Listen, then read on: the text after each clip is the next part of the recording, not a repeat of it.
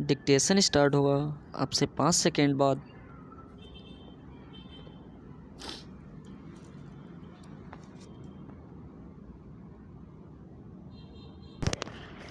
Start.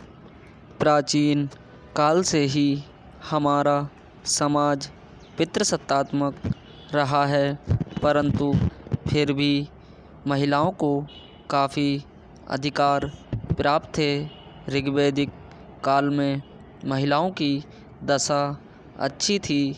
इस काल में स्त्रियों को कई अधिकार प्राप्त थे। उनका विवाह 16-17 वर्ष की आयु में होता था। उनका उपनयन संस्कार भी होता था तथा वे शिक्षा भी प्राप्त करती थीं, जैसा कि ऋग्वेद से प्राप्त होता है। परंतु धीरे धीरे जब कृषि का विकास हुआ तो महिलाओं की स्थिति सिर्फ घर की 4 दीवारों तक सीमित होकर रह गई और पुरुषों की प्रधानता बढ़ती गई। स्त्रियों को सिर्फ बच्चों के पालन पोषण एवं रसोई तक सीमित रखा गया। धीरे धीरे समाज का विकास होता गया। महिलाओं की स्थिति लगभग सभी क्षेत्रों में, चाहे वह सामाजिक, आर्थिक, राजनीतिक, शैक्षणिक, कम होती गई। आधुनिक काल में आकर स्त्रियों के इस आपराधिक बंधन को तोड़ने की शुरुआत हुई।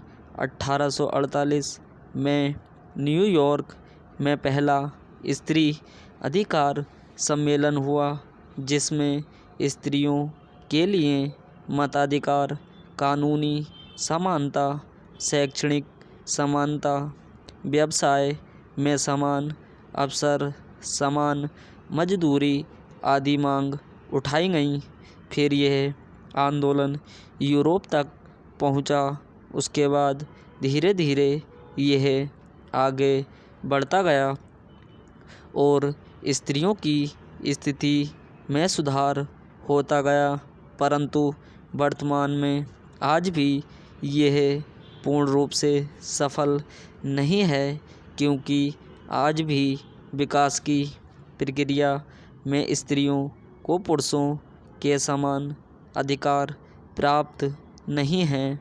दुनिया के ऐसे तमाम स्थान हैं जहां आज भी महिलाएं पुरुषों के अधीनस्थ काम कर रही हैं और दोनों के बीच भेदभाव किया जाता है।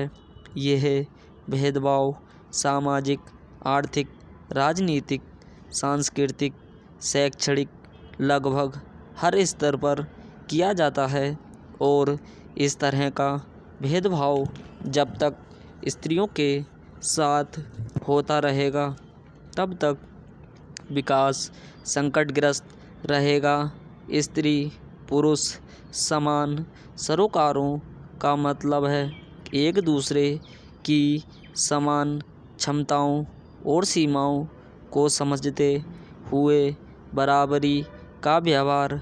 यह जरूरी नहीं कि स्त्रियां पुरुषों के समान सभी कार्य बराबर करने लगें। मातृत्व के दायित्वों के कारण स्त्रियां पुरुषों के भिन्न तो जरूर हैं, परंतु उनसे कमतर नहीं। दोनों के बीच मूल अंतर तो दोनों के प्रजनन अंगों में भिन्नता मात्र है। अक्सर यह प्रश्न भी उठाया जाता है कि क्या विकास के संदर्भ में स्त्री और पुरुष के सरोकारों में कुछ भिन्नता होती भी है या नहीं, या फिर यह सब सरोकार केवल स्त्री सशक्तिकरण का माध्यम है। सामान्य तौर पर अगर देखा जाए तो विकास के सभी क्षेत्रों में स्त्री और पुरुषों की समान भूमिका की ज़रूरत है। शिक्षा, स्वास्थ्य, रोज़गार, सुरक्षा, आवासाइन सबको आवश्यकता है। स्टॉप।